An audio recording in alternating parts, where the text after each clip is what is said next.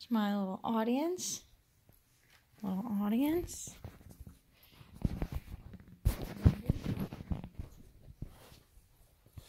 Good evening. As Robin Murray puts it in his book Zero Waste, waste is the shadow of the economy.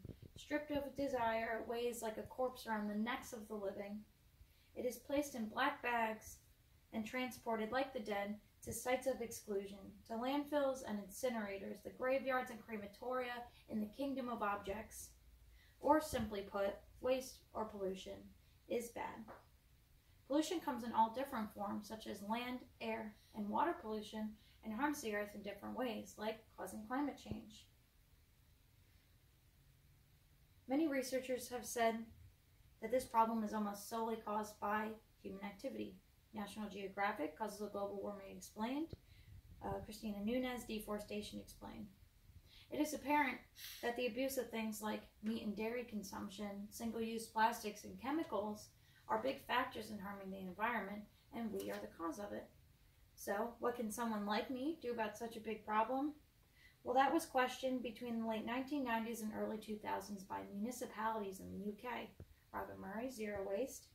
They suggested going zero waste, and they were actually very successful in doing so. In the United States, however, we don't have as many rules and regulations to help us become a zero waste country, but there are many ways for us to start doing so on our own.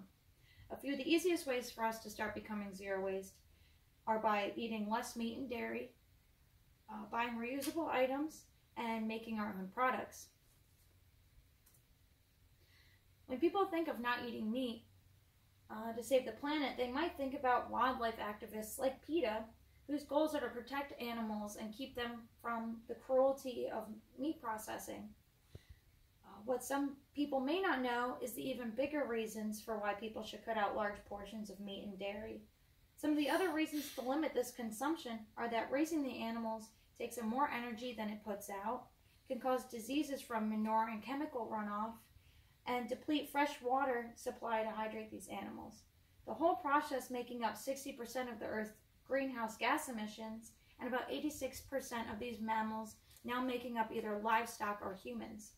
Johns Hopkins School of Public Health, Health and Environmental Implications of U.S. Meat Consumption and Production, Damian Carrington, Farming. Also, needing all of that land for these farms is a large cause for deforestation, which makes up another 17% of greenhouse gas emissions. Diane M. Agron, Deforestation and Climate Change. Pauline Alam, 5 big causes for deforestation and how you can stop it. So you might be asking yourself, well, what the heck can I eat then? Since the United States has become the largest meat-eating country in the world, it might be difficult for some of us to think about how we could possibly go without meat in all of our meals. Well, from personal experience, it actually isn't very hard. Just a 10-15 minute stroll through any average grocery store can give you a wide variety of options. I also love looking for new recipes on the app Pinterest, which has thousands of vegetarian meals and meat substitute meals to try. You can also turn all those vegetable scraps into compost to put into your garden, which would eliminate more organic waste going into landfills. Eating vegetarian also helps us to eat more vegetables, which the United States is known for not getting enough vegetables in their diets. Johns Hopkins School of Public Health, Health and Environmental Implications of U.S. Meat Consumption and Production. Recently, it's become a trend to stop using single-use plastics, and some places have even started banning single-use items, such as Spokane, Washington, with their banning of the use of plastic bags, and the UK in their long process of becoming zero waste.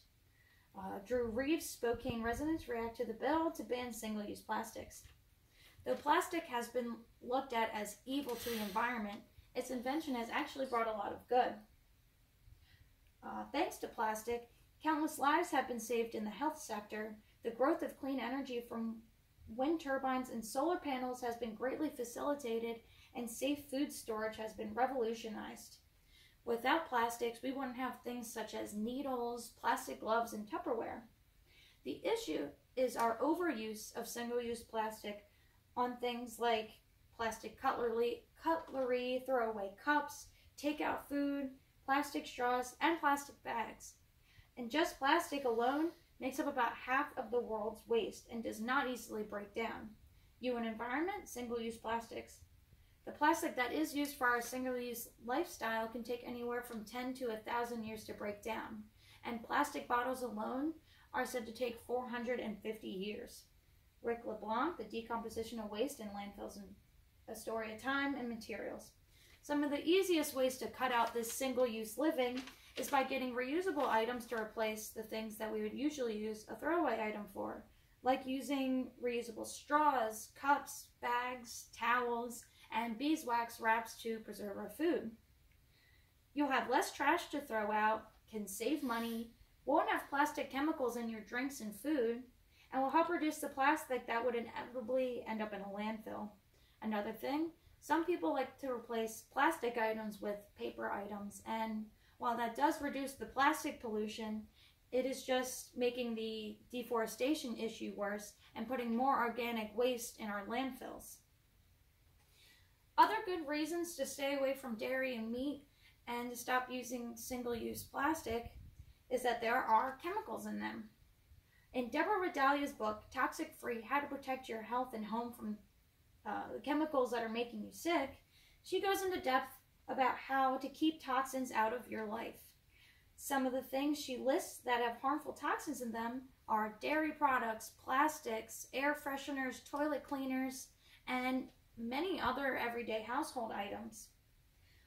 Also, chemicals created by companies to make products gets into our waterways and soil, which gets into our food and water supply. It harms many fish species and is close to impossible to get out without harming other wildlife. R.M. Harrison, Pollution, Causes, Effects, and Control. Some of these chemicals will even stay in our bodies until after we die. This issue is very hard to get rid of, especially considering we all most likely have some of these chemicals in our bodies forever if any of us has ever used styrofoam or non-stick cookware. The best way to start eliminating this is by making our own products. Besides the fact that we'd be eliminating hidden chemicals, you'll know exactly what you're using, don't have to keep running to the store, which saves money on gas, won't be throwing away containers, and will be saving lots of money from not having to buy all those expensive brands. The book that I like to read to learn how to make products is Abigail R. Garing's book, Homesteading. Just a few of the things she teaches you how to make yourself is soaps, candles, medicine, and even wine. She even goes into how to make your own soil, your own backyard garden, and how to raise your own animals, which helps eliminate toxins by avoiding pesticides, preservatives, and fertilizers that would be in your average grocery store's food. Though this would take a lot more work. My other favorite place to look is, again, the Pinterest app, where they show you how to make thousands of things, including toothpaste, hair shampoo and conditioner, lotion, and even baby wipes. The best part about all of this is that you can sell the products that you make. Some of the best ways to start marketing what you make is by selling to family and friends, at garage sales, and then at flea markets, consignments, and online. Abigail R. Garing, Homesteading. You'll have products for yourself and can even make some of that money back. Controlling pollution is neither a single environmental compartment nor a single industry issue, as R.M. Harrison says in Pollution, Causes, Effects, and Control. What they meant by this is that it doesn't take one person or company to make a huge difference. It takes banding together to make a difference. To start making huge changes for our environment and to start becoming zero waste, it takes baby steps. These steps can easily start with limiting meat and dairy consumption, stop using single-use plastics, and making our own products. Not only will it greatly contribute to reversing what has happened to our planet, but even helps us out a little in our personal lives by saving us money and helping our health. Creating awareness in a small group can help to start making a better tomorrow. Thank you. Woo! No, pause, stop it. Good job.